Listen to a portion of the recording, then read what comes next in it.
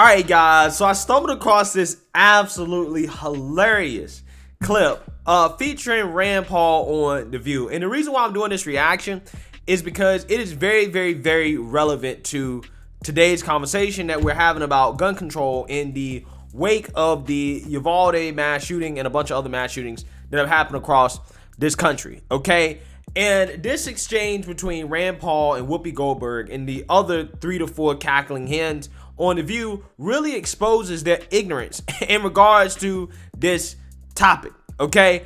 So with that being said, I want to react to this because Rand Paul not only schools Whoopi Goldberg, right, on this topic when it comes to guns, but also is a prophet, right, about the direction that the Democrat Party would eventually go in. Now, this interview was like back in 2016, 2017, okay? So it's 3 or 4 years old, but it's very, very, very relevant to today's conversation. But before I get into that, I actually want to play a clip of Whoopi Goldberg reacting today, right, just in the past few days, to the Uvalde mass shooting, in which she called for a ban on so-called weapons of war like the AR-15, and saying that, hey, you guys can keep your yeehaw guns though. Take a look. Listen, this AR-15's got to go. I'm sorry. It's gotta go.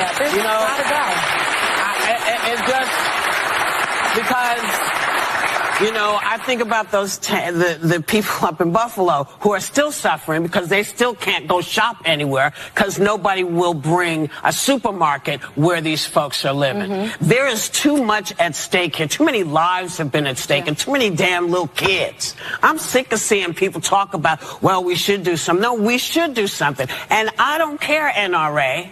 You got to give that gun up. You can have your other yeehaw guns, whatever you want. The AR-15 has to go. Is not a hunting gun. It's a weapon It is of war. not a gun where you're going to go out and shoot your dinner. This gun is meant to kill people. That's what it's for, and you can't have it anymore. And I'm not even going to tell you how pissed I am that so many folks are saying, well, you can't have what you need for your body. Forget my body. You can't have this gun because it kills people and children, and I'm sick of it. And since this incident, by the way, that we're talking about, 11 other mass shootings have taken place. Over the weekend, yeah. I think that we should mention every day that a mass shooting has taken place. Yeah. Well, No, you're not going to do that, because if you're going to talk about all the mass shootings that happen every single day, then you have to talk about what's going on in these liberal inner cities like Chicago and New York and LA and all these places that are basically gang war zones, right? But they're not going to do that because that means they would have to talk about black folks, right? Which they don't want to really do. But furthermore, guys, this idea that so-called, again, assault rifles, banning them is going to stop gun violence. It's going to significantly put a dent in gun violence. Again, these people are simply just ignorant of basic statistics, okay? You guys know only 2.6% of homicides are committed with rifles, right? Only 2.6%, okay?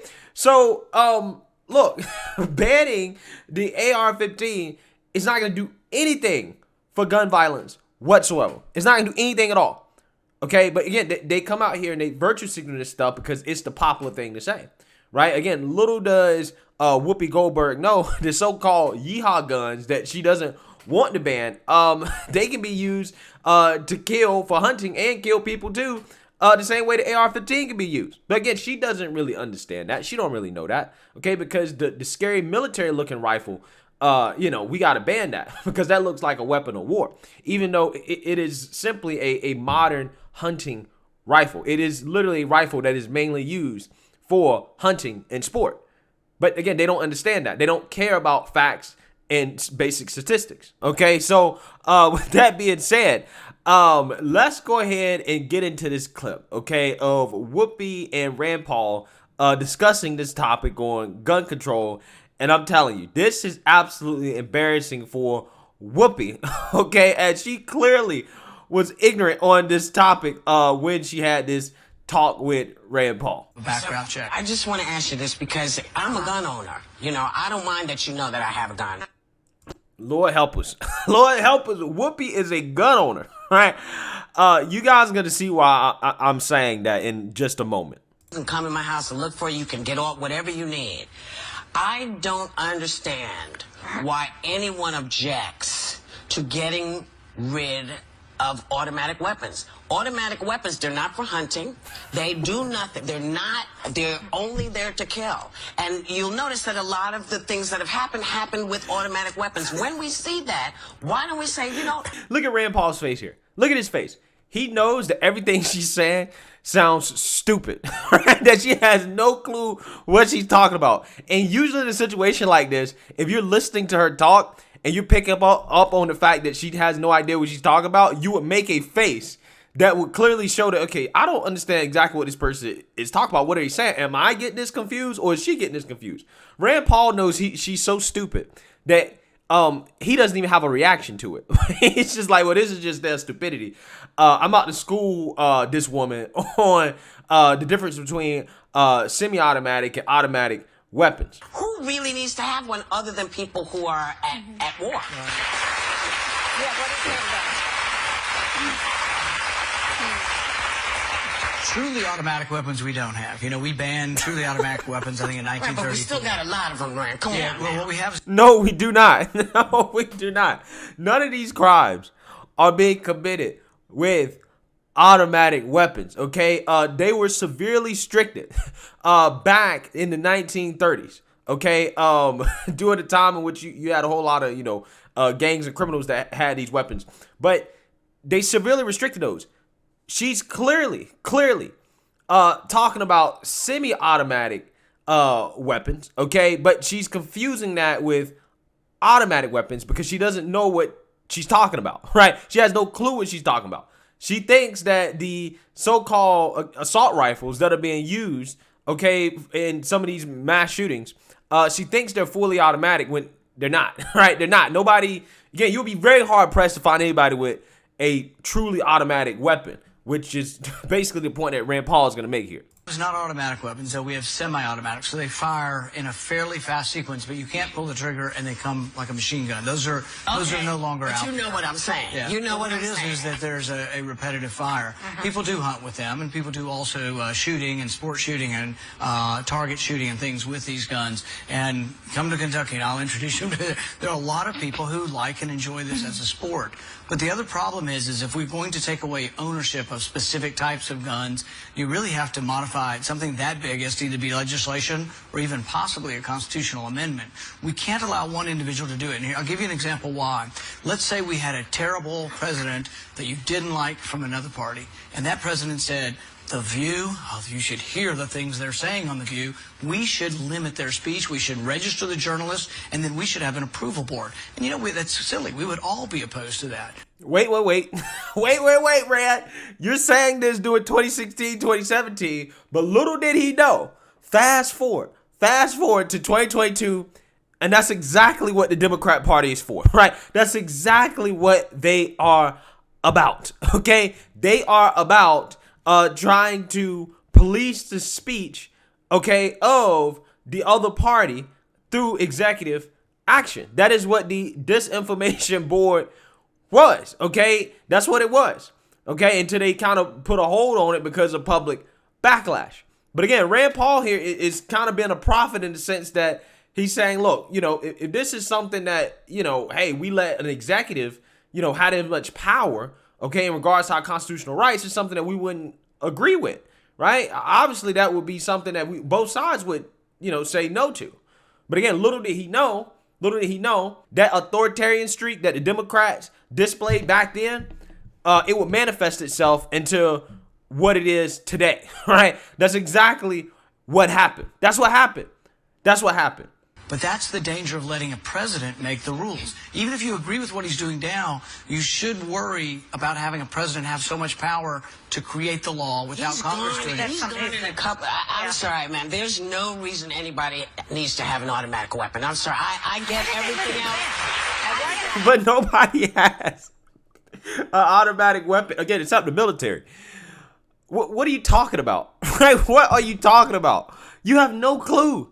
Again, it really blows my mind how these women get paid millions of dollars to have conversations on national TV where they have no clue what they're talking about. They know nothing at all They have no knowledge of the subjects they're talking about, but they're talking about this stuff as if they're experts and that their opinions actually matter when they're clearly uninformed about the topics that they're talking about. And again, I mean, we're not even talking about, again, being an expert. They don't have basic knowledge. Basic knowledge. But they get paid millions. And then these are the same people, particularly Sonny Holston, who's black, allegedly black. She'll talk about, well, the system's systemically racist against me. It's so tough for me in this country. And I'm like, you're getting paid millions of dollars as a black woman to be on a show to talk about topics you know nothing about. And it doesn't matter if you get it wrong, right? It doesn't matter if you say things that are factually incorrect. You're not going to get fired, right? What are you talking about? I don't understand. I'm going to jump in here and we're going to switch because I want to get to this for sure. Kelly, you have written a book and you... All right. Now we're going to fast forward to another part of this clip just for bonus coverage because I like Rand Paul. And he's also schooling Whoopi on this topic when it comes to these never-ending wars, these regime change wars that we get into. And it really shows how principled Rand Paul is on a lot of these complex subjects as a libertarian, right? So just because this is, again, a fascinating exchange, I do want to play this a little bit and give a little commentary on it and then be done because this is interesting conversation because Whoopi is going to basically advocate for us to stay in Syria, in which the time in which Trump was trying to pull troops out of Syria, she's going to advocate us to stay when the left, clearly she is a leftist, historically was against war, right? They're against war, but apparently because Trump wanted to not be in the war, now all of a sudden they're pro-war, right? So let's get into this. We talked about his wanting to pull troops out of Syria, and everyone's saying, if we do that, we're abandoning the Kurds. That's not a good idea. And a lot of folks are saying he crossed the line with a bad decision, but you don't say that. Why? You know, one of the things I've always supported about President Trump is actually one of the things I liked about President Obama, that we said we were overextended, that the Iraq war was a mistake. I think it's one of the reasons President Obama beat Hillary Clinton, because Hillary Clinton had supported the Iraq war. I still think the Iraq war, regime change in the Middle East, and these wars are senseless. So does President Trump. He doesn't want to get us involved in another Iraq war in Syria. If anything, Syria is more complicated. The other is a practical concern. You have 50 soldiers. They're talking about moving 50 soldiers. Who goes to war with 50 soldiers? You have 50 soldiers and tens of thousands of Turkish troops amassing. The Turks are also allies. The Free Syrian Army were our allies for 7 years. They're allied with the Turks. The Kurds have been our allies. The Kurds, in all likelihood, are now going to be allies of Assad to try to carve out a place in Syria for themselves. It's a really complicated question. I guess from my perspective, I say, any of these people out here, their kids have to go to war. War's not a chess game.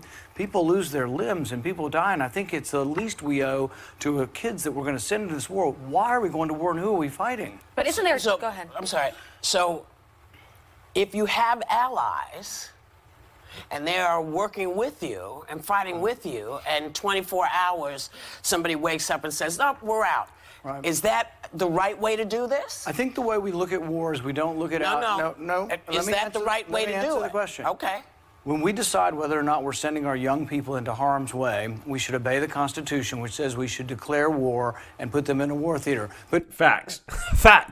Okay, we're involved in military conflicts in which we have not actually declared war on the people that we're fighting, right? Which is supposed to be unconstitutional, right? Congress is actually supposed to declare war. But see, what has happened specifically in the Bush years, the late Bush years, the second Bush years, is that Congress has said, hey, well, you know what? We're just going to allow the president to just kind of make a unilateral decision on this because we don't really want to take the responsibility of having to declare war, right? Especially when it comes to going after very specific targets, you know, like, for example, trying to bomb Al-Qaeda in Pakistan. It's like, okay, well, do we really need to declare war on Pakistan, right? Should we declare war on Pakistan? You know what I'm saying? Like, it's stuff like that, right? That, you know, again, Rand Paul is so principled on in the sense he's like, look, who do we declare war on? This war is so complex in Syria. We don't know who's really our allies. We don't know who's on our side. We don't know any of this stuff. Okay, what are we doing? Right? We're caught in a disaster.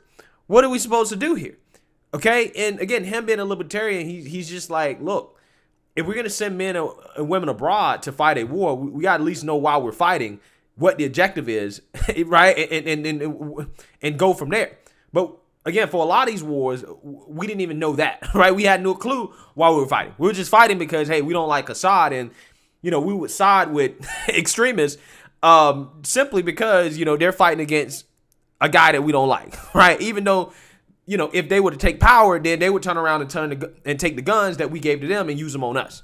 That's basically how it works. But let me finish. Okay. And here's the thing about it, is if you ask these people, Lindsey Graham and the Cheney war and all these warmongers that want to stay at war forever, who are we going to declare war on? They don't know who. We're going to declare war on Turkey, our ally? Should we the ever Free Syrian walk Army, out our ally? in the middle? It's like walking out. We should never be there in the first place. That's Facts. You notice how Rand Paul is not afraid to criticize both parties, right? He just went after the Cheney wing, the Lindsey Graham wing of the Republican Party, the neocon wing. But then he also at the same time said, hey, I like Obama for some of the same reasons I like Trump when it comes to the foreign policy stuff and war, right? Even though Obama was basically a warmonger as well, but still, I like how Rand Paul, again, is principled, and he's not, trying to play politics. He's simply just like, yo, this is just what I believe. This is my opinion. And I'm not really trying to play politics about this, right? I love that. That's not the question. That's all good. But see, the left agreed with me for so many years. For so many years, the left agreed with me. I am neither left nor right. I'm just American. I want to know, should we? No, you are definitely on the left. You are very much on the left. But again, because Trump is doing something, even though you historically would agree with it, you would agree with it if Obama was doing it. Because Trump was doing it, you was like, oh, this is terrible, right? We got to stay at war forever, right? Again, it's amazing how these people work. But again, I found that clip to be, again, fascinating and insightful from Rand Paul, when you have somebody who knows what they're talking about, right? Who's actually an expert on the subject, talking to somebody that clearly has no clue what they're talking about. I just found him breaking down the lunacy and the things that Whoopi Goldberg was saying and the questions that she was asking to be very, very, very satisfying. Which, again, when you listen to a lot of these Democrats talk about, gun control and guns, it is very clear that you're trying to legislate on things that you don't even know what you're talking about. How can you pass laws on things that you don't even have basic knowledge about? So let me know what you guys think. Make sure you like, comment, and subscribe. Most importantly, share a Black conservative perspective. Peace.